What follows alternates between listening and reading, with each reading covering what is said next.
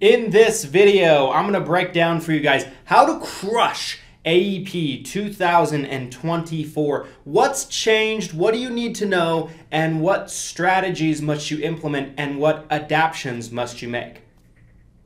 This video is brought to you by none other than Hire Heroes, you guys. Hire Heroes is your one-stop shop when it comes to virtual staffing and making sure that you have qualified talent with your business. One thing that I love about Hire Heroes, you guys, is they've actually gone through the process already of vetting and making sure that your staff member is well trained to best fit your needs. Whether you need help with social media work, posting things on your accounts, responding to people that send messages to your social media accounts, whether you need help with data entry or a multitude of other things that they're qualified to do, Hire Heroes has got you covered. If you're having trouble finding quality talent and number two, affording to be able to run payroll for that talent, Hire Heroes has got you covered with an affordable alternative to have a virtual assistant working for your business. There's a link down in the description of this video to where you can learn more about getting your own VA through Hire Heroes. I certainly recommend it. They're what we use in our business for all of our virtual assistant needs, and you will want to make sure that you check them out today. We are less than 3 months away from the kickoff of the annual election period, A, E, and the P, my friends. And in this video, I'm going to break down for you what you need to know in order to absolutely crush AEP 2024. So let's kind of jump into it, okay? So there's 3 basic principles that I want to cover in this video. The first one is new compliance rules that are kicking in that will impact this AEP that weren't the case last year, the year before that, and the year before that, okay? I also want to talk about who is punished. What type of business is being punished by these new rules? And also, what is a winning formula for succeeding this upcoming AEP? So let's start off with new rules, okay? What are the new rules?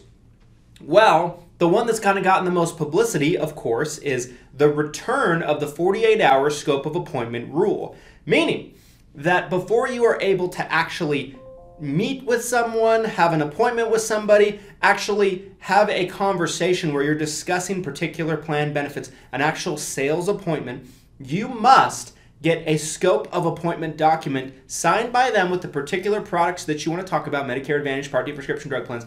Even though MedSup is listed on the form, you don't need a scope of appointment for MedSup. Why it is still on the form is beyond me. But you need it signed and filled out 48 hours prior to your appointment with this beneficiary. Okay, this was a rule years ago. It was probably 3, maybe 4 years ago that this rule was eradicated. And the reason why it's coming back, in my opinion, there's 2. And this is really just my opinion. I've said this before and I'll say it again. The head of CMS is appointed by the president. Most people don't know that. The director of CMS is appointed by the president like a lot of different government officials are. And typically the president is going to appoint somebody that is going to align with their ideologies, their philosophies, and their ways of kind of thinking and doing things. Anytime you have, sorry, I know people might not want to hear this, but a Democratic liberal president, you're going to get a more Democratic liberal CMS director. And what do Democrats and liberals typically favor? Increased regulation. They favor more rules, more control, more constricting on different kinds of businesses. And so that's where more rules come from. The 48-hour scope of appointment rule was in place during the Obama administration. It conveniently went away during the Trump administration where we had a Republican in the office. That's not by accident. Now, this is not a political stance or anything like that. It's just the facts. The CMS director is going to kind of depend, and the CMS rules you're going to see are going to kind of depend on who is in the White House, okay? Now, is the rules bad? Not necessarily. There are negatives to having less rules and kind of everything being the wild, wild west. Look at kind of the ACA market the previous past couple of years. It's been an absolute circus with very limited regulation, very little rules. Now we're starting to see some more rules come out with that. So the pendulum swings back and forth depending on the political times that we're actually living in. CMS is a government organization, and political cycles and different kinds of elections do have impact on who is in the White House. Now, do I believe that CMS rules actually do any good? I do not. I do not believe they actually solve anything. I think that they are put in place by pencil-pushing bureaucrats that have never had a real job in their life, that are completely out of touch on what actual things actually look like. But here we are.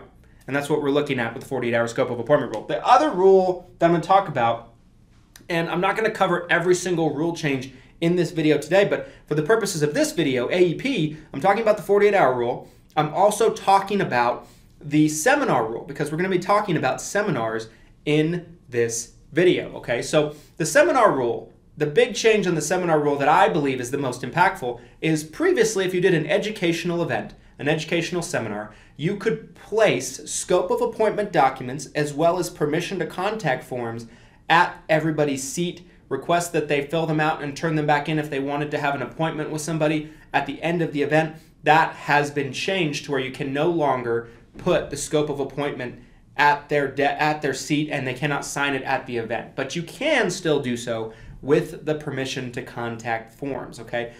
To me, if I had to pick one of the two to not be able to hand out, I would rather be able to hand out the permission to contact forms than the scope of appointment forms. I feel like that is not as big of a problem, but it still is an adjustment that needs to be made, okay? So these are the rules that I want to touch on the most because I feel like they directly impact sales the most. There's plenty of other rules, but I think these are the two that we're going to touch on for the purposes of this video, okay? So who is punished?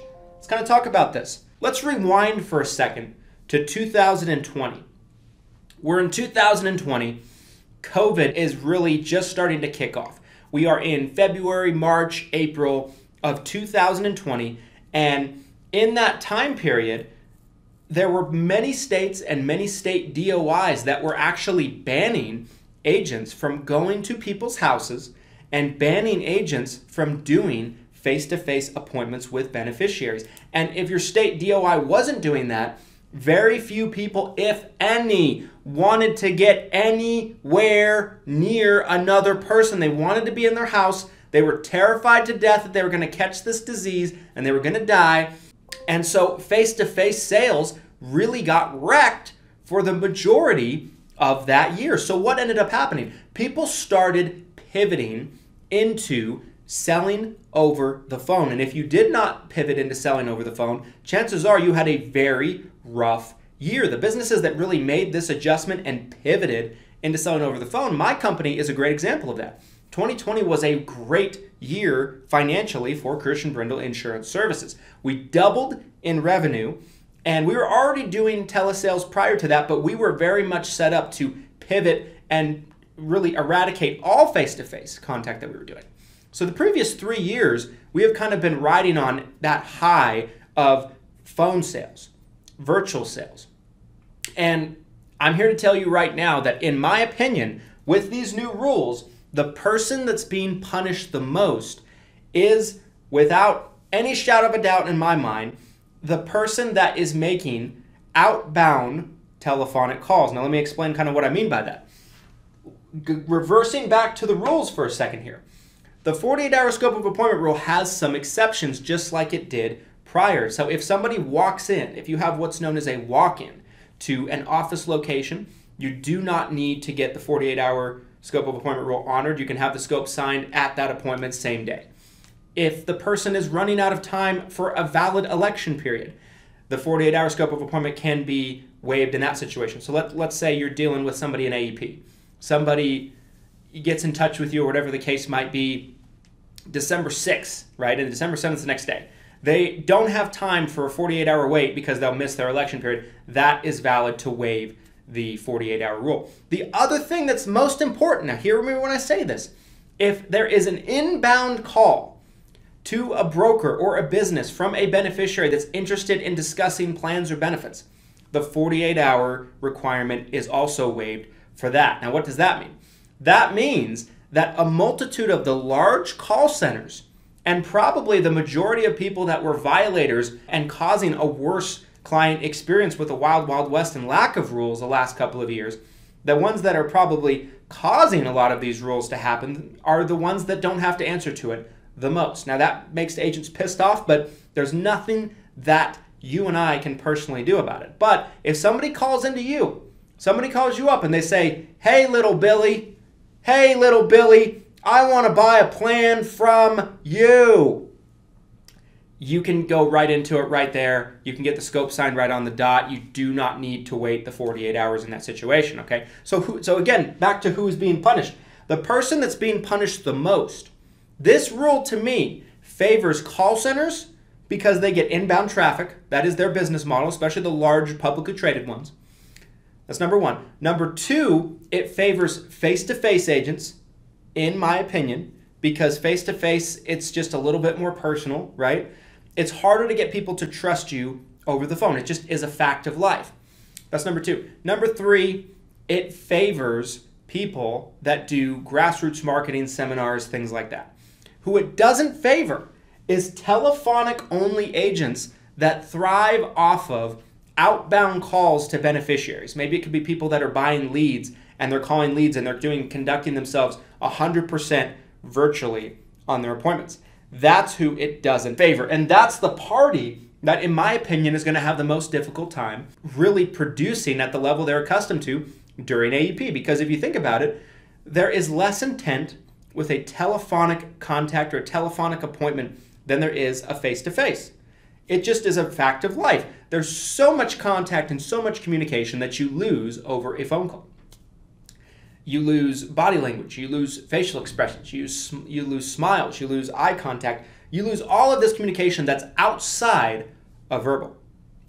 And so, when you are dealing with somebody, and with the rules standing as it is, you have to talk to them, you have to get them to sign the scope of appointment, you have to convince them into that, and then you have to call them back and set up a follow-up phone call for 2 days later. That's a lot easier to do if you got them sign the scope of appointment and maybe you get with them in person, or even better, you drive an inbound call, you don't even have to fuss with the 48 hours. You drive a walk-in, you don't even have to fuss with that 48 hours, okay? So the person that is making outbound contacts is the one that's being crushed. What are we doing at CBI to really adapt and really counter these changes to make sure that we are able to help as many people as we possibly can? We are pivoting and going to be doing less and less telephonic appointments unless somebody calls into us. We're going to be changing our marketing to where we are going to be looking at driving inbound calls. We're going to be looking at driving pre-scheduled appointments. We're going to be looking at driving walk-in business for our office here. And because of that, I feel like we are going to be shifting our approach to make sure that we are doing business in a way that allows us to not be hampered by these new rules and new regulations. So this way we're able to avoid the 48-hour scope of appointment rule compliantly.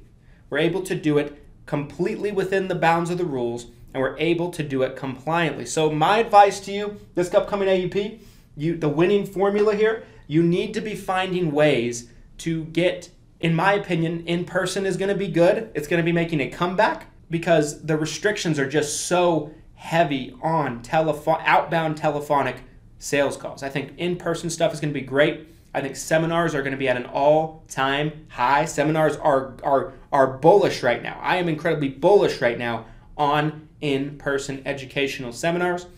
And I think anything you can do to drive traffic, drive inbound calls, get yourself in a place where they are calling you, that's going to be a winning formula for 2024 AEP. So make sure that you're making your adjustments now, make sure that you are actually putting things into motion and putting things in the iron right now to make sure that you are ready when October comes. These new rules kick in 10/1, and you're going to be expected to follow them. And there will be people that get smacked down that don't make adjustments. One of my favorite books of all time is Who Moved My Cheese? It's all about adapting, adjusting with the times, the trends, and the changes, and making sure that you are positioning yourself to be successful when things change and playing the game the way that you should be playing it for you to win. So anyway, guys, do you agree with me? Do you disagree with me? I'd love to hear your thoughts on this topic. Comment down below in this video if you agree with me, you disagree with me. I'd love to have a dialogue with you. If you found this video helpful and you feel like more agents need to see it, make sure to smash that like button for the YouTube algorithm. When I say smash it, I mean smash it for the YouTube algorithm. Make sure to subscribe for more videos. We'll see you next time, guys. Thanks so much for watching. Here's to your success and your abundance. Thanks, guys.